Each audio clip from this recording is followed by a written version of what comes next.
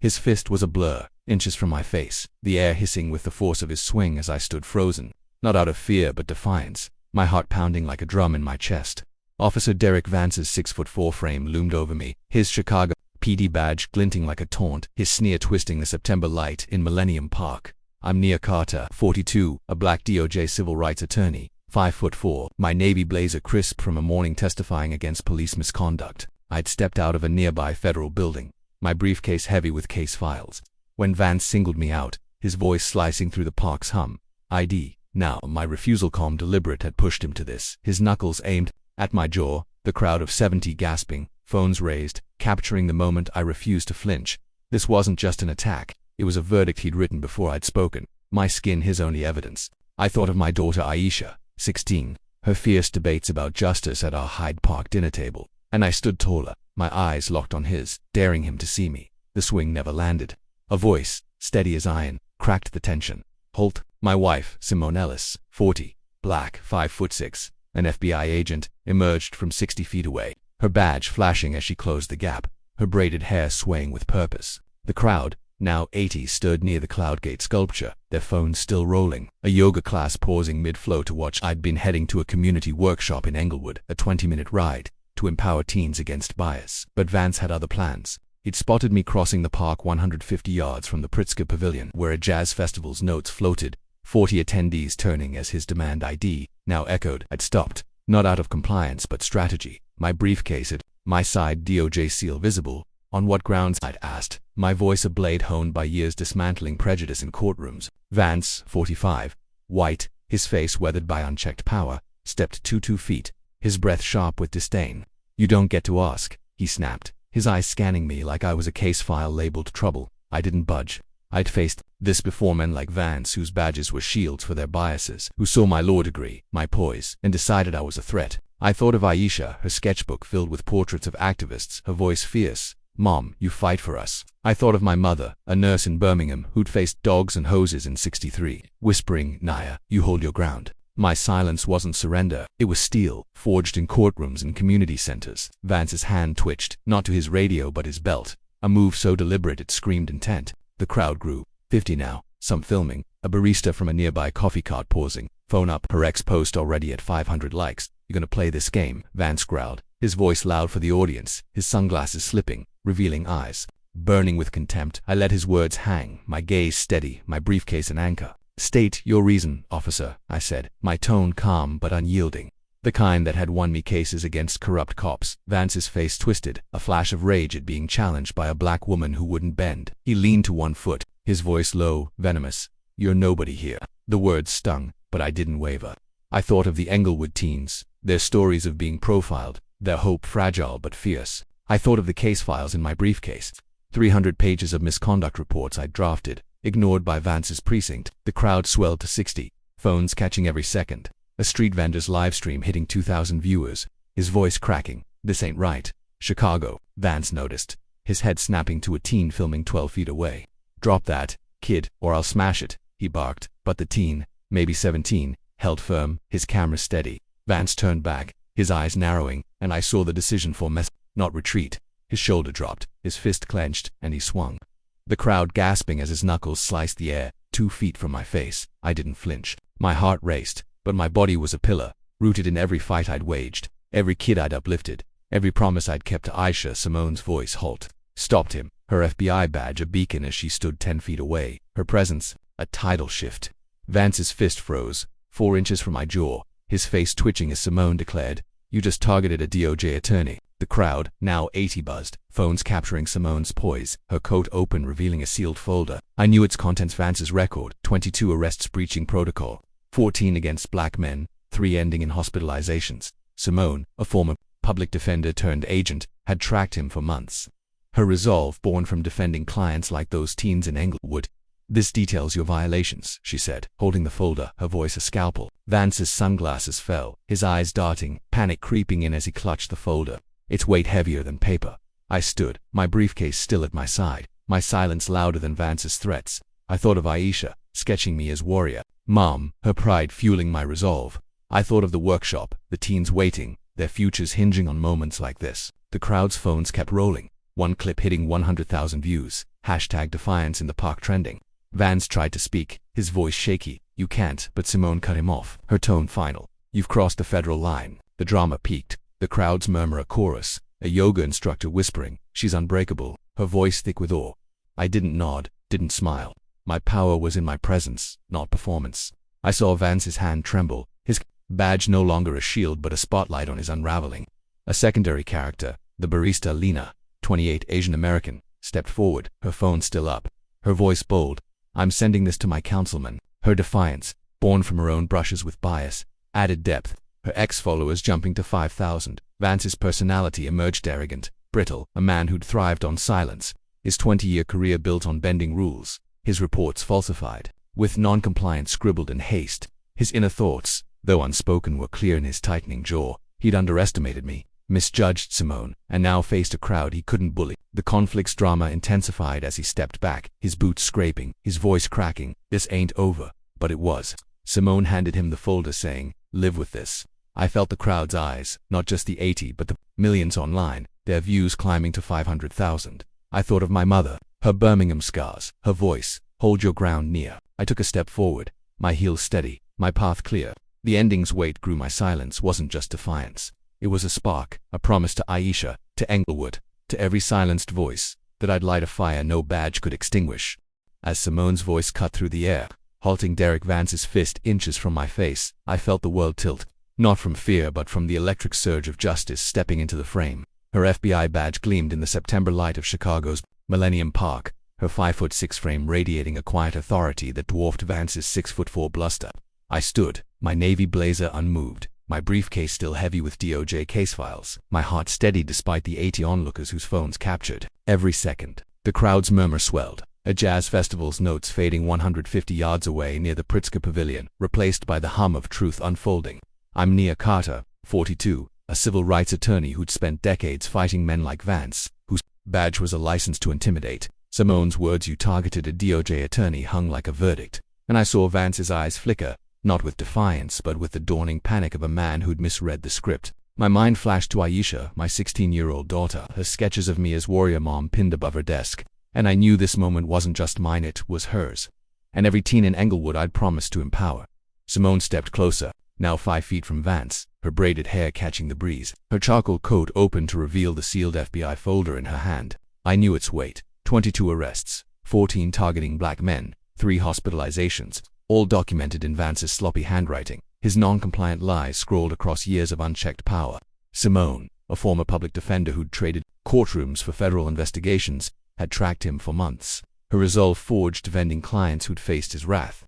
This details your pattern, she said, her voice a blade, not raised but sharp enough to slice through his bravado. Vance clutched the folder, his fingers trembling, his sunglasses now useless, revealing eyes that darted like a cornered animal's. I didn't move, my 5'4" frame rooted, my silence a mirror reflecting his unraveling. The crowd grew to 90, their phones a silent jury, one clip hitting 200,000 views in minutes. Hashtag defiance in park climbing 10s trends. Lena, the 28-year-old barista from the coffee cart, pushed forward, her phone still up, her voice bold. This is going to my councilman, and every news outlet. Her defiance, born from her own encounters with bias as an Asian American, added a spark. Her ex-post now at 10,000 likes. Vance's face contorted, his jaw tight, his inner thoughts a storm of arrogance and fear. He'd built a 20-year career on silence, colleagues who looked away, reports buried, complaints dismissed. He'd thrived in precincts where his word was law, his badge a shield against accountability. Now, facing Simone's evidence and my unyielding gaze, he saw the cracks in that shield. You think you can do this? He spat, his voice cracking, meant for the crowd but aimed at us. You don't run this city. I thought of the Englewood workshop, the teens waiting to hear how to stand against men like him. I thought of my mother, her Birmingham scars, her voice, Nia, truth doesn't bend. I spoke, my tone low, deliberate. We don't need to run it, we just need to expose it. The crowd hummed, a street vendor's live stream hitting 5,000 viewers, his voice urgent. Chicago, this is our fight. Vance's eyes darted to the phones, his control slipping, his sneer faltering as he realized the crowd wasn't his audience but his judge. Simone held the folder out, not as a gesture but a sentence. These are your own words, she said, her voice steady, her eyes locked on his. 22 arrests, no body cams, no warrants, just your pen and your prejudice. I saw Vance's hand twitch, not to his belt but to his radio, a reflex of a man desperate to call for backup. He pressed it, his voice sharp, Unit 7, need assistance, Millennium Park. Static answered, cold and final. I knew a team had mirrored his frequencies, archiving every transmission for months. His isolation wasn't just physical, it was systemic, his network severed by the truth he'd ignored. The crowd's phones kept rolling. One clip at 500,000 views, the hashtag now trending nationally. Lena stepped closer, her courage growing, her voice louder. I'm emailing this to the Tribune right now.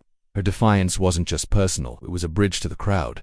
Her story of being profiled at her coffee cart fueling her stand. Her followers jumping to 15,000. Vance's personality deepened in his unraveling, arrogant, brittle, a man who'd mistaken fear for respect. His inner thoughts, though silent, screamed in his tightening fists, his shallow breaths. He'd never faced a moment where his badge didn't bend reality to his will. I thought of Aisha, her debates about fairness, her question last week. Mom, how do you keep going when they hate you for existing? I'd told her, you don't fight hate with hate, you fight it with truth. Now, standing here, I lived that answer. Simone's presence was a force, her FBI training honed by years defending the defenseless. She'd once told me, late at night in our Hyde Park kitchen, how she'd joined the bureau to rewrite the rules from within. Her voice soft but fierce. Naya, we can't just complain, we have to build. Now, she was building, her folder a blueprint of Vance's downfall. The crowd swelled to 100-fold, their phones a chorus of accountability, a yoga instructor pausing her class 50 feet away to join the filming, her voice trembling. This is why we march. I felt their eyes, not just on Vance but on me, on my stillness, my refusal to break. I thought of the case files in my briefcase, 300 pages of misconduct reports I'd drafted, ignored by Vance's precinct. I thought of the Englewood teens, their hope hinging on whether I could stand firm. Vance tried again, his voice desperate. You're setting me up. But Simone's response was surgical. You set yourself up, officer. Every report, every lie, every swing she pulled. How her phone switching to its camera, aiming it at Vance. This is evidence, she said, her voice calm but final. Attempted assault, witnessed by 100 civilians, recorded in real time. The crowd's murmur grew, a vendor shouting, post it. As his stream hit 10,000 viewers, Vance's face paled, his sunglasses now on the ground, his eyes exposed, raw with the realization that his power was gone. I saw his mind racing, searching for an exit, a defense, but finding none. He'd thrived on silence, on colleagues who nodded, on systems that buried complaints. Now, that silence turned against him, the crowd's phones a mirror he couldn't shatter. Lena's courage grew, her voice now a rallying cry. This goes to every newsroom, every council meeting. Her arc deepened, her defiance rooted in her own history profiled at her card, dismissed as just a barista, now a spark in a movement. I thought of my mother, her Birmingham marches, her voice, Nia, you don't just stand, you shift the ground. I spoke again, my voice steady. You thought I'd break, officer. You thought wrong. The crowd roared, not loud but fierce, their phones catching my words. One clip hitting 1 million views. Simone stepped closer, now 3 feet from Vance, her folder still extended. You're not on the network anymore, she said, her voice a quiet thunder. Your calls, your reports, they're archived, redirected, done. Vance's radio crackled again, useless, his isolation complete. I felt the weight of the moment, not just for me, but for Aisha, for Englewood, for every person who'd faced his badge. I thought of the workshop, the teens waiting, their futures tied to this stand. The crowd's phones kept rolling, now 120 strong, a street musician joining. Lena, his saxophone case open, his voice bold. This is our city, too. His arc, a 30-year-old black artist named Jamal, added depth. His music a protest silenced by profiling, now amplified in this moment. His stream at 20,000 viewers. Vance's unraveling was complete. His badge a relic, his authority a ghost. His inner thoughts, a mix of denial and desperation, showed in his trembling hands, his shallow breaths. He'd never imagined a black woman like me, or Simone, could dismantle his world. I thought of Aisha, her sketchbook, her voice. Mom, you're my hero. I thought of the new idea we'd discussed, a Justice Lens app, where citizens could upload videos, analyzed by AI for misconduct, a tool to empower communities. Simone's voice cut through again. You're not just facing Usi, you're facing the truth. The crowd's roar grew, 150 now, their phones a tidal wave, one clip at 2 million views. I stood, my briefcase a symbol, my silence a weapon, my heart full of Aisha, my mother, and every voice that refused to be silenced. The ground had shifted, and Vance, for all his rage, was no longer the one writing the story. The air in Chicago's government center felt heavier than the September breeze in Millennium Park, where I'd stood unyielding against Derek Vance's fist just days ago. Now 2 miles away in a federal office's fluorescent-lit conference room, I sat, my navy blazer pressed, my briefcase open with 300 pages of case files spread before me. I'm Nia Carter, 42, a DOJ civil rights attorney. my 5'4" frame carrying the weight of a city's reckoning. Simone, my wife, 40, an FBI agent, stood at my side, her braided hair pulled back, her charcoal coat replaced by a crisp blazer, her eyes sharp as we reviewed the 400-page dossier that had just landed like a gavel. It detailed Vance's 25 arrests, breaching protocol, 15 targeting black men aged 18 to 40, 5 ending in severe injuries. His handwriting, subject non-compliant, a lie scrawled across years of abuse. My heart ached, not just for the victims but for Aisha, my 16-year-old daughter, whose sketches of justice now felt like prophecies. I thought of her question last night. Mom, will they listen this time? I'd promised her they would, but as I faced the dossier's redinct annotations, I felt the system's resistance, a machine that had shielded Vance for too long. Outside, 200 protesters gathered at Faneuil Hall 3 miles away, their 5,000 feet of banners listing victims' names: Malik, 19, hospitalized with a fractured skull; Darius, 24, unemployed after a false arrest.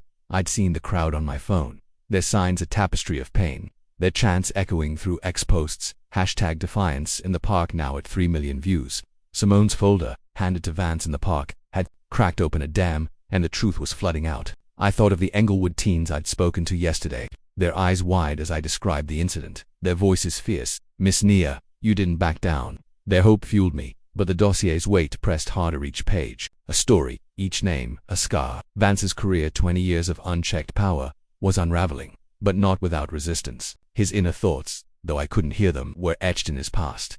A man who'd thrived on silence, his badge a blank check, his reports a fortress of lies. He'd never expected exposure, never imagined a black woman like me, or Simone, it could shift the ground beneath him.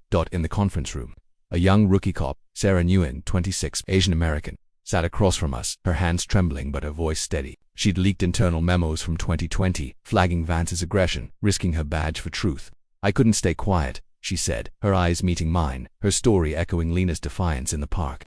Sarah had seen Vance's reports, his non-compliant mantra, and filed complaints, only to be told by her captain, he's too effective to bench. Her courage, born from her own profiling as a rookie, added a new layer to this fetal whistleblower inside the system. Her ex-post about the memos now at 50,000 likes. I thought of my mother, her Birmingham marches, her voice near truth needs allies, not just anger. Sarah was that ally, her risk a spark that made my stand feel less solitary. I nodded at her, my silence a thank you, my heart swelling, with pride for her, for Simone, for the Englewood teens who'd see her as proof that systems could bend. The dossier's details were brutal: 15 arrests without body cams, 10 without warrants, 5 with injuries requiring UA visits. One case haunted Malik, 19, stopped for suspicious walking in Englewood, his jaw broken after Vance's hard stop. His mother's letter, tucked in my briefcase, read, "He can't smile anymore." I felt a tear prick, but I blinked it back, my resolve steel. Simone's FBI team had cross-referenced Vance's reports with dispatch logs, revealing a pattern. 80% of his stops targeted black men in low-income zip codes, 60,621 and 60,636, areas I'd visited for workshops. The data wasn't just numbers, it was lives, futures, dreams shattered by a man who saw skin as evidence. Vance's personality deepened in my mind, arrogant, methodical, a predator cloaked in protocol, his confidence rooted in a precinct that nodded at his quotas. His inner thoughts, I imagined, were a mix of denial and entitlement, a man who believed his badge made him untouchable, his lies invisible. Outside, the protests grew, 250 now, their banners stretching 6,000 feet, a visual indictment at Faneuil Hall. A new idea emerged: a transparency map app, proposed by Jamal, the street musician from the park, now 30, whose saxophone had paused to film Vance's swing. Jamal Black, his dreadlocks tied back, had launched the app concept on X, mapping police misconduct by zip code, crowdsourcing data from videos like the one that captured me. His post, at 100,000 views, read, "We see you, Chicago, let's map the truth." His arc, a musician turned activist, resonated with the 25 to 55 crowd, 70% of whom used tech for advocacy, per a 2023 Nielsen report. I thought of Aisha, her sketchbook now with Jamal's portrait, labeled Voice of the Streets. His idea wasn't just tech, it was empowerment, a tool to give communities eyes where badges hid. I felt a surge of hope, tempered by the dossier's weight, the names it carried, the lives it couldn't restore. Simone spoke, her voice low but fierce. "This isn't just Vance, it's the system that let him thrive." She pointed to it, those Miliosnove memo buried by a captain, praising Vance's efficiency despite flagged complaints. I felt anger rise, not at Vance alone but at the silence that armored him, supervisors who looked away, colleagues who laughed at his hard stop, boasts. I thought of Lena, the barista, whose ex-post had reached the Chicago Tribune, prompting a front-page story. Cops punch sparks federal probe. Lena, 28, had joined the protests, her coffee cart closed, her sign reading "No More Silence." Her story, shared with me yesterday, was raw. She'd been profiled at her cart, called foreign despite her Chicago roots, her defiance now a bridge to the crowd. Her followers at 75,000, I saw her in my mind, her courage a mirror of Sarah's. Both women rewriting the narrative Vance had controlled. The drama intensified as news broke. A class-action lawsuit filed by a coalition of civil rights groups demanded $60 million for city negligence, citing Vance's 25 arrests. I sat in on a call with the coalition, their voices crackling through my laptop. One lawyer saying, "Naya, your stand lit the match." I felt pride, but also grief. Malik's mother, Darius's sister. Their pain was my fuel, but their loss was my burden. A new initiative, Restorative Circles, emerged, proposed by a community leader, Maya, 50, black, a former teacher who'd mentored Aisha. Maya's circles, held in Englewood churches, invited victims to share stories. 30 attendees last night, their voices weaving a tapestry of healing. I'd joined one, listening to a teen, Jamal's cousin, describe Vance's stop that cost him a scholarship. My heart broke, but Maya's voice, steady as my mother's, said, "Naya, we heal by speaking." The circles weren't just therapy, they were resistance. A space where silence became strength, resonating with 50% of 25 to 55 Americans donating to justice causes. Per 2023 Giving USA, Vance's unraveling deepened in my mind. His arrogance now a facade cracking under scrutiny. I imagined his thoughts: panic denial, a man who'd never faced consequences now cornered by his own ink. His precinct, 5 miles away, had suspended him, his badge locked in a desk, his radio silent. I saw him in my mind, alone in his 2,500 apartment in Lincoln Park, scrolling X, seeing #defiance in the park at 5 million views, his name a hashtag of shame. Sarah's leak had exposed a 2020 email, her captain writing, "Vance's stops are messy, but he delivers." That line, now on every news channel, fueled my anger, but also my resolve.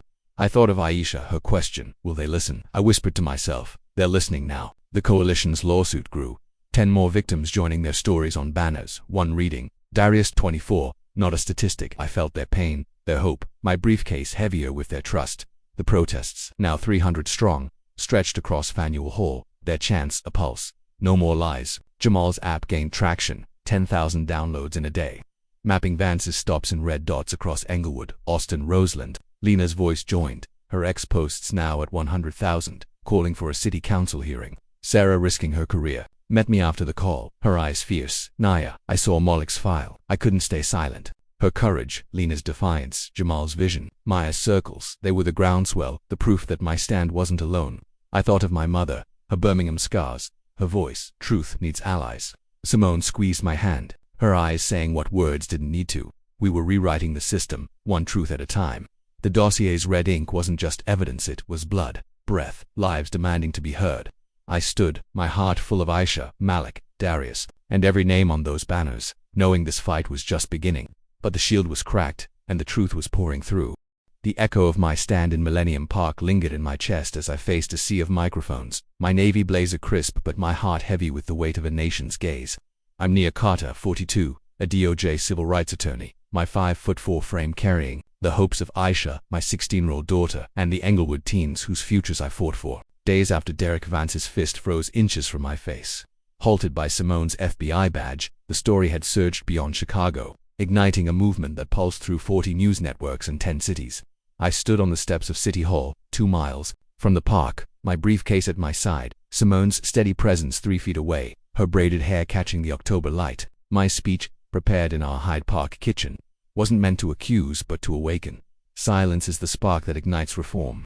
The words, broadcast live, reached 20 million viewers, quoted in 5 TED Talks by week's end, their weight sinking into hearts from Seattle to Atlanta. I thought of Aisha, her sketchbook now with my portrait, labeled Mom Who Stood, her pride fueling my resolve as I faced the crowd of 500, their signs reading Nia's silence, our strength. Vance's downfall was no longer a whisper, but a roar, his badge revoked, his 3,000-square-foot Lincoln Park apartment seized under federal review, his name a hashtag of shame at 7 million X posts under hashtag common justice. I imagined his inner thoughts: desperation, defiance, a man who'd built a 20-year career on bending rules, now cornered by his own lies. His arrogance, once a shield, had crumbled, his falsified reports subject non-compliant, exposed. In a 400-page FBI dossier, 15 arrests targeting black men, 5 ending in injuries. I felt no joy, only resolve. My heart aching for Malik, 19 teen, whose broken jaw haunted my dreams. His mother's letter in my briefcase. He can't smile anymore. The movement wasn't about Vance alone. It was about the system that had armored him, now cracking under scrutiny. I thought of my mother, her Birmingham marshes. Her voice near change starts with one stand, but grows with many. The crowd's cheers, 600 now. Were those many? Their phones capturing my words. One clip hitting 10 million views. A new spark emerged in Englewood, where a mural, 50 feet wide, rose on a community center wall, depicting my stand, my navy blazer, my unyielding gaze, Simone's badge glinting, painted by Jamal, the 30-year-old musician whose saxophone had paused to film Vance. The mural wasn't just art, it was defiance, his dreadlocks swaying as he told me, Nia, this is our story. His arc deepened, a black artist whose profiling had silenced his music, now leading justice-themed galleries. 200 attendees last night. Their sketches shared on X at 150,000 views. I felt pride, my heart swelling for Jamal, whose Transparency Map app, mapping misconduct by zip code, had 50,000 downloads. Red dots clustering in Englewood, Austin, Roseland. The mural's unveiling, attended by Aisha, drew 300 locals. Her voice fierce. Mom, this is bigger than us. I nodded, my silence a promise to her, to Malik, to every name on the Faneuil Hall banners. Now 8,000 feet long. Lena, the 28-year-old barista, stood beside Jamal, her coffee cart closed to join protests.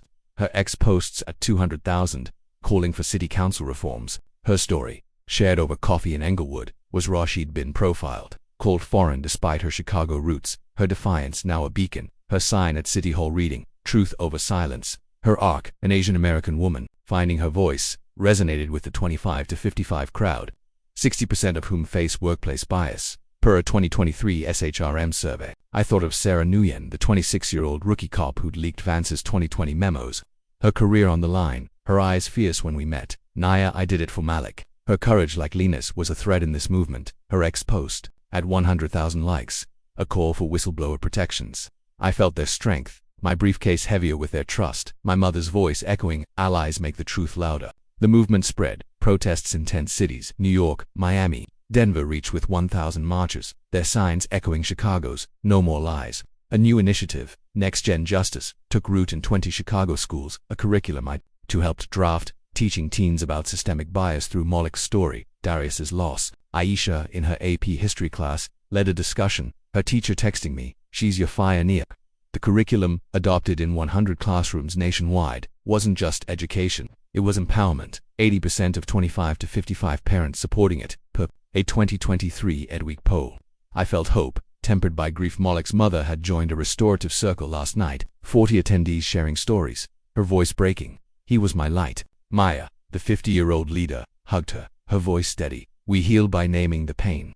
I'd sat in that circle, my silence a vow to carry their stories, my heart full of Aisha's pride, my mother's scars. Corporate response added fuel. Tech firms like Salesforce funding $10 million for bias training, prompted by 500 employee petitions. Their ex-posts at 300,000 views. I met their CEO, a 45-year-old woman, her eyes earnest. Nia, your stand woke us up. I nodded, my silence a challenge to do more. My briefcase holding a proposal for a citizen oversight hub, letting residents vote on police policies, pitched to City Hall. The hub, inspired by Jamal's app, gained traction, 5,000 signatures in a day, resonating with 70% of 25 to 55 Americans advocating locally, per a 2023 Civic Pulse poll. I thought of Simone, her late-night talks in our kitchen, her voice fierce. Nia, we're building a new system. She'd led the FBI probe, her 400-page dossier now in 32 newsrooms, one anchor quoting, Vance's ink was blood.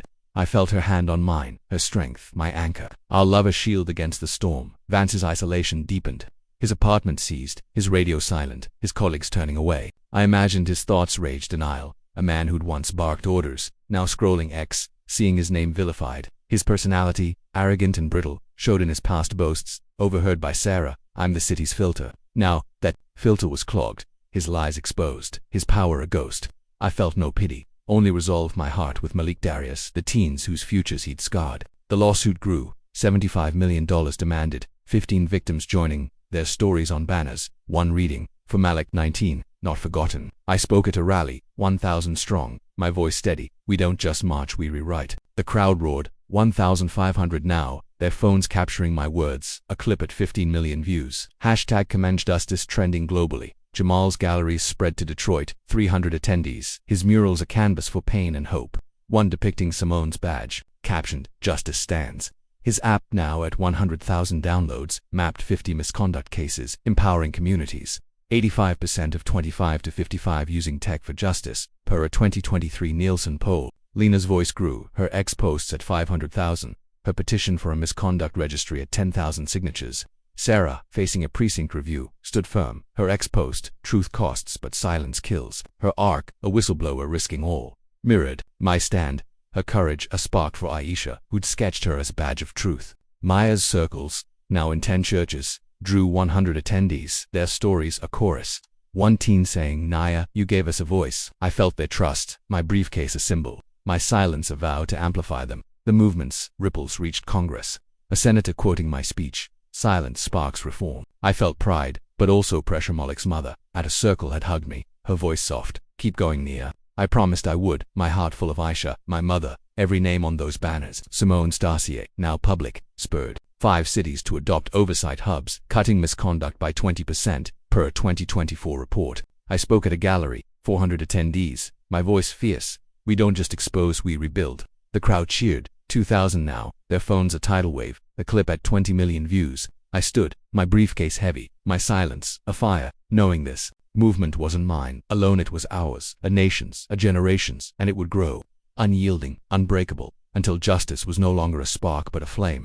6 months after I stood unyielding in Chicago's Millennium Park, Derek Vance's fist halted inches from my face by Simone's command. I stepped into a Southside community center.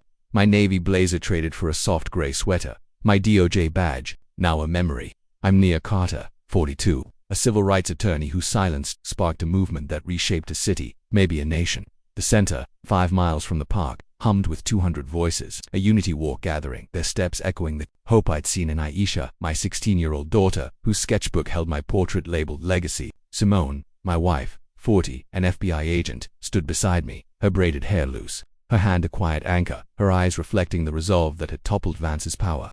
I thought of Aisha's words last night, her voice fierce, "Mom, you made us believe." My heart carried Malik, Darius, and the Englewood teens whose futures I'd fought for, their mothers' faces vivid from restorative circles. Today wasn't about Vance's trial, though his conviction closed a chapter. It was about planting seeds for a future where justice wasn't a fight but a promise. Vance's trial, finalized weeks ago, was a quiet verdict, not a spectacle. 7 audios, salvaged from his erased files, played in court, his voice spitting slurs, barking non-compliant as victims begged. He sat, 6'4", a shadow of his former arrogance, his inner thoughts a tangle of denial I could only guess at. Convicted on 15 counts, from assault to falsifying reports, he faded from headlines. His 3,000-square-foot Lincoln Park apartment seized, his badge locked in a federal vault. I felt no victory, only purpose, my mind on Malik, 19, whose broken jaw still ached in my dreams, his mother's letter in my briefcase. He's smiling again. Nia. Vance's 25 arrests, 15 targeting black men, 5 ending in injuries, laid bare in a 400-page FBI dossier, were a mirror to a system that had failed too long. I thought of my mother, her Birmingham scars, her voice, "Nia, justice isn't a shout, it's a foundation." The center's warmth was that foundation, a new path unfolding. I spoke to the crowd, not as a DOJ attorney but as Nia, a mother, a daughter, a citizen. My voice, soft but steady, carried a note I'd written in our Hyde Park kitchen. "My work is done, yours begins." I'd retired my DOJ badge, leaving it in an envelope at City Hall, a gesture that sparked 100 op-eds. One in the Chicago Sun-Times reading, "Nia Carter's silence redefines justice." I felt a release, not loss, my heart full of Aisha's sketches, her voice, "Mom, you're my hero." The movement, born in the park, had blossomed protests in 20 cities. 3 million ex-posts under #CommonJustice, murals in Englewood, Oakland, Philly. Jamal, 30, the musician whose saxophone paused to film Vance, unveiled a new mural 70 feet, showing Aisha beside me, captioned, "Hope Stands." His transparency map app, at 300,000 downloads, mapped 150 misconduct cases, empowering communities. 90% of 25 to 55 Americans using tech for justice, per a 2023 Nielsen poll. I smiled, pride for Jamal aflame. His galleries in 25 cities, 700 attendees. His story a testament to resilience. Lena, 29, the barista, led a talk at her Justice Brew coffee cart, 2 miles away. Her ex-posts at 1.5 million.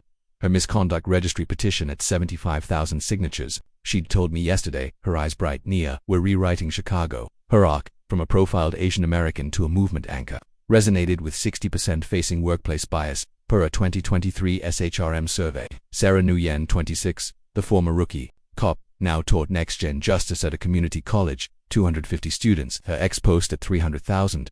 Truth is my badge. Her whistleblowing memos had cost her job but won her purpose. Her sketch in Aisha's book, Courage. Maya, 50, lead Unity walks in 10 Chicago parks, 1,000 monthly attendees, 6 miles of steps healing divides. Her voice steady. Naya, we walk for Darius, for all. I'd walked with 400 last week, my silence broken by their chant, truth. Lives, my heart swelling with their hope. My mother's words, change needs many. A citizen review hub, letting residents vote on police policies, took root in 7 cities: Chicago, Houston, Portland, Boston, Charlotte, Phoenix, Minneapolis, cutting misconduct by 40%, per a 2025 report. I'd championed it, my briefcase once heavy with 15,000 signatures. 70% of 25 to 55 Americans backing local advocacy, per a 2023 Civic Pulse poll. The hub, sparked by Jamal's app, was a legacy, not mine but ours, a tool to rebuild systems. Echoing Simone's late-night vow, Naya, we shape what we demand. Her FBI probe, a blueprint, led 15 cities to audit records, 70 officers flagged. Their lies exposed like Vances. I felt her hand, our love a fortress. Our bond resonating with 65% of 25 to 55 valuing collective action. Per a 2023 NORC poll, the center's energy wasn't closure but creation. Aisha's future, Moloch's healing, Darius's memory, pushing me forward. My memoir, Still Standing, published last month, funded scholarships for 75 black students, including Tasha, 17, Aisha's friend, whose essay read, Nia taught me to stand. The book, 350 pages, wasn't a victory lap but a map, 150,000 copies sold. 80% of 25 to 55 reading justice stories, per a 2023 Pew poll. I'd written it in Englewood's library, 3 miles from Jamal's mural. My heart with Moloch's mother, who'd read a chapter, her voice soft. You gave him peace, Naya. I felt tears, not sorrow but gratitude. My mother's Birmingham scars in every line. Truth endures. The scholarships, $6,000 each, lit paths for teens like Tasha, their dreams afire. Aisha's voice fierce. Mom, this is forever. I nodded, my silence a vow to keep building. My briefcase now light, its case files public. A guide for reform. Chicago's streets glowed with possibility, not perfection. Unity walks, in 15 parks, drew 2,000, their steps a rhythm of hope. 50% of 25 to 55 volunteering, per a 2023 Points of Light poll. Lena's Justice Brew hosted talks, 150 weekly, her laugh a spark. Naya, we're home now. Jamal's murals, in 40 cities, drew 1,500, his app at 700,000 downloads, mapping 300 cases, a tool for truth. Sarah's classes, 300 students, taught systemic bias, her voice steady. Naya showed me courage. Maya circles, in 30 churches, drew 700, their stories a chorus, a teen saying, Miss Naya, you made us bold. I felt their trust, my heart full of Aisha who'd led a walk, her sketchbook open, her voice, Mom, we're the future. Vance's name was a whisper, his audio's a warning in training slides, his arrogance a lesson. Silence protects no one. I imagined his thoughts, regret maybe, or defiance, a man who'd lost his myth, his Lincoln Park life erased. I felt no anger, only purpose, my mind on Malik Darius, the teens I'd fought for. Chicago PD's oversight tech, tied to the hub, flagged 40 officers, misconduct down 45%, per a 2025 report. I spoke at a circle 3,000 strong, my voice fierce, we don't just mend, we create. The crowd roared, 4,000, their phones a wave, a clip at 30 million views. Hashtag Come On Justice Global. I thought of my mother, Nia, plant the seed. As I left the center, Aisha sketch in my pocket, Simone's hand in mine. I paused to reflect. This journey, from a fist in the park to a nation's awakening, taught me silence can be a weapon, truth a fire, and love a shield. I learned one stand can spark many, but change needs Lena's voice, Jamal's art, Sarah's risk, Maya's walks. I learned systems don't bend without pressure, but they can break with hope. 60% of 25 to 55 optimistic for reform, per a 2023 Harris poll. I learned Aisha's future, Moloch's smile, Darius's memory are worth every fight. To you, reading this, I ask, if you faced racial bias, policing, law enforcement's flaws, an FBI agent's power, how would you stand to shape the best outcome? Would you speak, stay silent, build or walk? The path is yours, light it.